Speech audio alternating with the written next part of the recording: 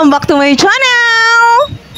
Gusto niya ba ng malaki or maliit?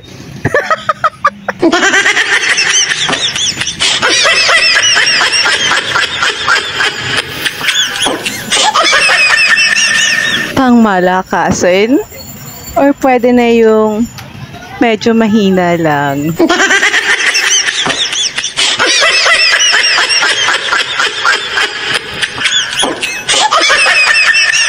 Or pwedeng pagsabayin na lang para alin man ang gustuhin ay pwedeng gamitin.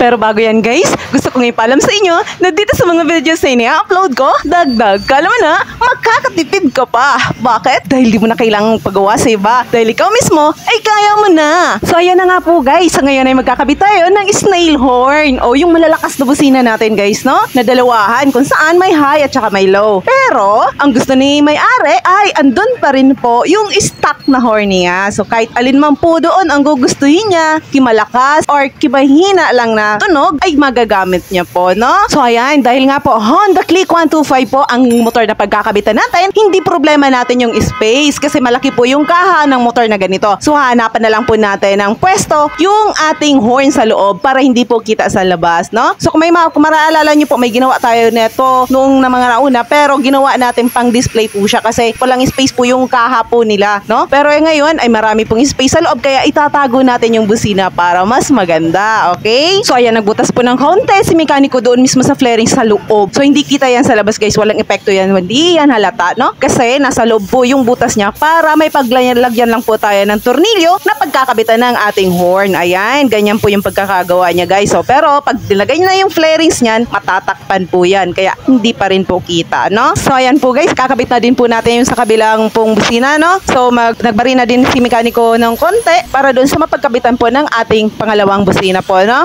So konti lang po yan, walang problema yan guys kasi nasa loob pa rin po yan. So pag tinakpan po ng flarings, di pa rin po siya kita, no? Ayan, so sa mga ganyang klase ng motor guys, hindi problema yung pag-wiring po, no? Kasi malapit lang po siya sa battery. Ayan, so hindi na po natin kailangang mag-top sa mga dati niyang wire po, sa mga wirings niyang nauna, hindi na po natin kailangan kasi pwede na po natin i-direkta doon mismo sa battery kasi malapit na malapit lang po siya, o diba? Ayan, so kinakabit na po ni mekaniko yung ating tornilyo para doon po mismo sa ating busina na, okay? So ayan, hinihigpitan na lang po ni mekaniko guys yung kanyang pagtutornilyo para sigurado pong hindi malalaglag yung ating busina, okay? So ayan nga po guys, malapit na po tayo makatapos, no? Sinisigurado lang po talaga niyang mahigpitan yan. Pagkatapos niyan, mag-wiring na po tayo, no? So bago tayo mag-wiring, mas inuuna po natin iasinta yung lagayan ng ating mga busina para wala na pong galawan, no? Hindi na po pwedeng galaw-galawan dyan pagka ganyan. Kaya yun, diretso na po yung pag-wiring natin. So dahil nga po medyo mas maganda siguro ay magkakaroon tayo ng wiring diagram guys. So ito nga po guys, minihanda po ako ditong diagram kasi gusto ko po madali ninyong maintindihan, okay? Kaya nga lang, pagpasensya nyo na po guys kasi hindi ako talaga magaling mag-drawing. Magaling lang po akong kumain, okay?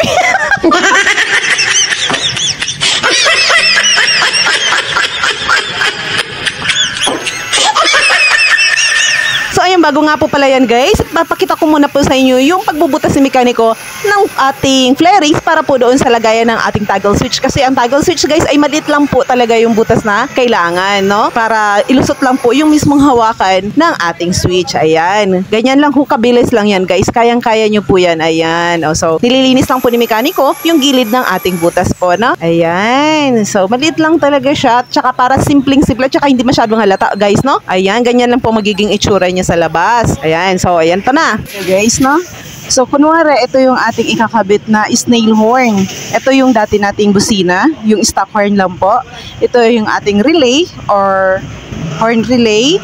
Ito po yung ating switch, battery, at saka fuse box, syempre, na mayroong fuse. At saka ito kunwari, yung dating linya po ng ating horn doon sa ating motor, okay? So ang mangyayari po, itong dalawang terminal o yan, dalawang pin ng horn ay pagsasabayin natin. Ganun din po yung sa kabilang parte. So ayan, pagpasensya nyo na po guys yung aking guhit-guhit. Okay, so ito yung ating magiging negative. Isang linya po niyan, so pwede magkabaliktaran naman. So ang isa naman yan ay magiging positive. So kung negative yung isa, positive yung isa. Na kung saan yung positive po ay mapupunta dito sa isang linya papunta sa ating switch. Gumagalaw yung ating papel. So ayan siya guys. So ito yung ating positive. Okay, so mapupunta siya sa isang pin ng ating switch. Samantalang yung isa ay mapupunta po sa negative ng ating battery. So ito yung ito yung ating negative ng battery guys. Na kung saan ikakabit din natin dyan yung isang parte ng ating lumang horn. So ayan, so pwede nyong itap yan or pwede nyong isabay doon. Basta dapat mapupunta lahat siya sa negative ng ating battery. Okay? Samantalang so okay na tayo na natin yung linya ng ating bagong horn. Samantalang yung isang horn natin, yung sa lumang horn natin, malinaw ba ako guys? Yung sa horn natin na dati ay mapupunta po doon sa isang switch, isang line ng ating switch. Ayan, so doon natin i-connect yan guys. Tapos di ba ito yung ating relay? So sa relay natin, so may number po yan guys. So itong baba ay 30, 85 po itong isa. Yung isa ay magiging 86 at saka 87 po yung ating isa. So ayan po, may mga number po yan dyan sa katawan. So hindi po kayo malilito dyan. Samantalang ang loob ay 87 po yan. Pero hindi naman natin yan gagamitin na guys, no? Ngayon, ang mangyayari po, yung galing sa 30, ito, ay mapupunta sa isang parte ng ating fuse. Ayan. Samantalang, yung isang wire ng fuse ay mapupunta naman po sa positive ng ating battery. Ganyan. So, ayan. Nakikita nyo po, guys. So, ngayon, eto na tayo. So, bali dito sa stock horn natin, ay, dating linya ng horn natin, ito ay, ang isa ay mapupunta sa number 85. Ito, mapupunta po ito doon sa number 85 ng ating relay. Samantalang yung isa, basta ito yung original wire, kunwari natin guys, no? Ay mapupunta po sa number 86. Ayan, ganyan. So, walang kahirap-hirap, diba guys? Okay, tapos, yung number 87 natin, itong parte na to ng relay, ay mapupunta po dito sa gitna ng ating switch. So, ayan. So, may magtatanong guys, bakit kailangan ng fuse box? So, kailangan natin ng fuse box para just in case magkaroon ng problema yung wiring natin, ay yung fuse lang po yung puputok. So, hindi maapektuhan yung motor, hindi maapektuhan yung linya ng ating mga horn. Okay po ba? Naiintindihan po ba guys? Ayan. So, nakompleto na po natin, no? So, sana po ay naiintindihan po ninyo. Pwede nyo pong sundan na lang po yan, ano? Ayan. So ngayon guys, may magtatanong bakit ganitong klaseng switch or three-way ang gagamitin nating switch. Kasi guys, yung kabilaan niya kung mapapansin nyo ay parehas po yan on. On yung sa kabila, on yung sa kabila. Samantalang yung gitna ay off. Okay? So balik ka para kung alin man po doon sa ang gusto niyang gagamiting horn ay magagamit po niya, no? Okay, balikan po natin guys yung tungkol sa fuse box po. Yung iba po kasi guys, hindi sila gumagamit ng fuse box pero kami po ay gumagamit po nun para po sa kaligtasan ng ating motorista at saka ng motor na din po natin. Kasi pag kami sa nagkakaroon ng shortage, di ba? Hindi natin inaasahan nagkakaroon ng shortage. So, imbis na yung mga wirings ang magkakaproblema o yung motor niya po mismo ang magkakaproblema, ay yung fuse lang po yung puputok. Magkano lang naman yung fuse? Napakaliit lang po. Sabihin natin 10 piso, 5 piso, di ba? Kumpara po doon sa mismong malaking magiging damage. Okay? So, ayan, balik po tayo dito guys sa ginagawa ni mekaniko, no? So, bali sa puntong yan po ay inaayos lang po niya yung mga wirings para hindi po magulo. So, kinalagyan niya ng mga strap, yung iba, para hindi po siya magkabuhol-buhol. Okay? So, ganyan lang po yan guys. So, kayang-kaya niya na, di ba? So ayan, sa puntong yan guys, ay kinukonekta na niya po yung linya galing sa bush relay natin papunta doon sa off ng ating switch. Okay? So ayan po yan guys. So dediretso na po niya yan sa switch para maikabit na din po natin yung switch doon mismo sa pwesto niya po, no? Ayan. Ayan, pagkatapos naman po niyang switch na yan, pagka nailagay na natin ng maayos, yung connection naman po doon sa battery ng ating fuse box ang ayusin natin para diretso na po guys, no? So ayan, so inilusot niya lang po sa may ilalim ng flarings para wala pong makikitang wire sa labas po. Lahat pinadapadaan po sa ilalim guys, okay? Ayan, ikakabit na po natin yung ating fuse box. Malapit lang po yan dyan mismo sa may battery kasi kung mapapansin niyo po yung mga karamihan sa fuse ng ating motor ay andyan sa katabi po ng ating battery mismo. So, yan, para halos magkakasabay-sabay, sama-sama po yung ating mga fuse. Ayan, fuse box po natin. Inaasinta na po ni mekaniko po, ano? Ayan. So, ayan, nasa negative na po. Kinoconnect niya po sa negative. So, ayan, patapos na po tayo, guys. Ayan. O, di ba? Malinaw po ba sa inyo? Alam nyo na kung saan galing yung mga linya, di ba? So, ayan, patapos na tayo, guys. So, mamaya, pagkatapos niyan, pag nahigpitan na po yan, guys, ipuposisyon na po natin yung ating switch doon mismo sa lagayan niya, okay? So, napakabilis na lang po yan, guys. Yan, sa puntong yan, yung bus relay natin, nilalagyan ho ni mekaniko ng electrical tape para po maiwasan yung pag-contact nila sa isa't isa, okay? Tapos, aayos na lang po natin yung mga position din ng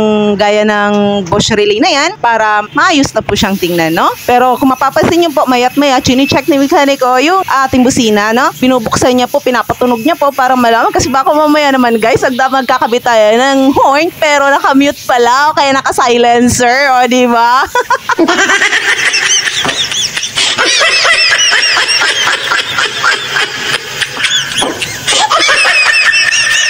Okay, ginawa ko. Busina pero naka-silencer.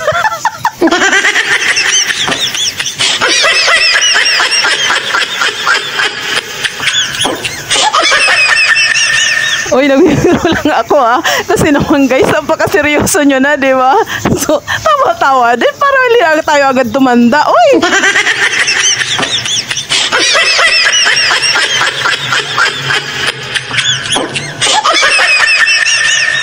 So, ayan na nga po guys, sa puntong yan, inilusot na ni mekaniko yung ulo-ulo ng ating switch doon sa butas. O, di ba? Ang saya-saya.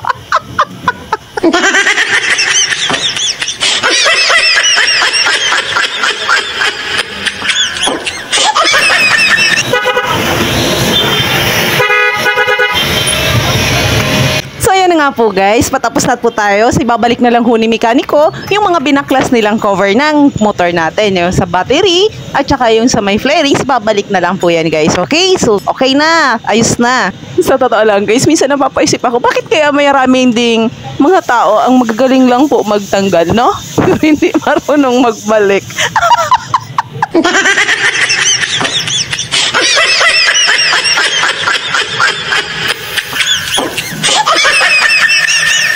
Pagkatapos tanggalin, basta-basta na lang iniiwanan.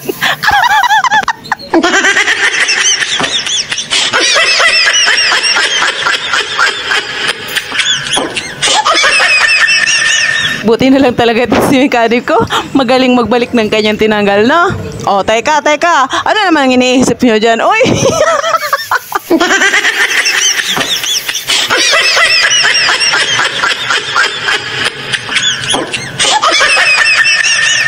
Oh, shout out po diyan sa ating mga kalalakihan.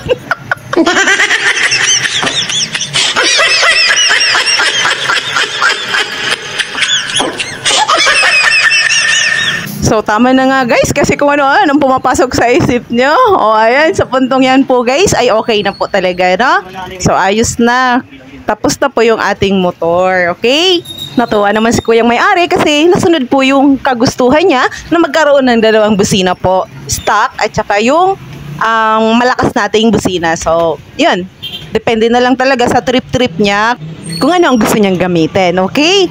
So, ayan, testing na lang po tayo guys at okay na. So ito na nga po guys, yung video natin sa ngayon. Sana ay nagustuhan at sana ay may natutunan po kayo. So paki-like naman po guys at saka paki-comment na rin po sa baba at nang malaman ko kung ano yung mga nasa sa loob ninyo.